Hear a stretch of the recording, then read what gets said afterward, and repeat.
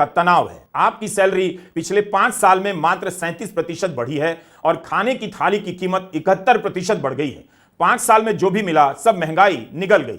Middle class का दिवालिया निकल रहा है। उसे शुक्र मनाना चाहिए कि धर्म की राजनीति ने उसे व्यस्त रखा है, एक काम दे रखा है, उसे एक मकसद मिला है, वरना बार बार महंगाई से अपना बुरा हाल दिखाई देता। एक समय था जब मिडिल क्लास महंगाई को लेकर काफी संवेदनशील होता था, लगता था महंगाई से उसकी लड़ाई चल रही है, मगर अब वह महंगाई को स्वीकार कर चुका है। उसकी पहचान अब मिडिल क्लास की नहीं रही। वह एंटी मुस्लिम राजनीति में अपनी पहचान खो चुका है। उससे नया नारा दे दिया गया है, बटेंगे तो कटेंगे, बचेगा तो ही बढ़ेंगे। इस तरह के नारे से मिडिल क्लास बहुत दूर चला गया है। बाजार को सच्चाई मालूम है कि जिस देश में मीडिया महंगाई की खबरों को अब नहीं दिखा पाता, आपको लगता है कि उस देश में रिटेल चेन और कॉर्पोरेट के सीईओ सच बोल देंगे? उनकी इतनी हिम्मत होगी कि अपना दर्द सबके सामने खोल देंगे?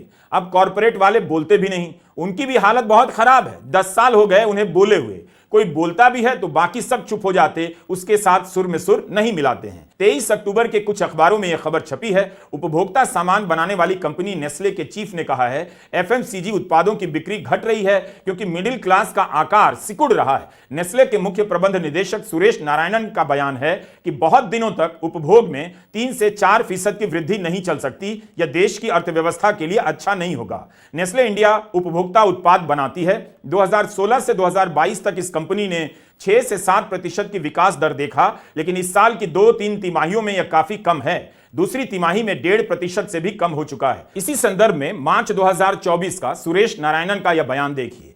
सीएनबीसी के एक कार्यक्रम में उन्होंने कहा कि भारत में उपभोग का इतिहास मजबूत रहा है, मगर हमें मिडिल क्लास और अपर मिडिल क्लास के उपभोग में पैदा होने वाली अड़चनों की तरफ देखना होगा। इस हिस्से को जो कठिनाई हो रही है उस पर ध्यान देने की जरूरत है।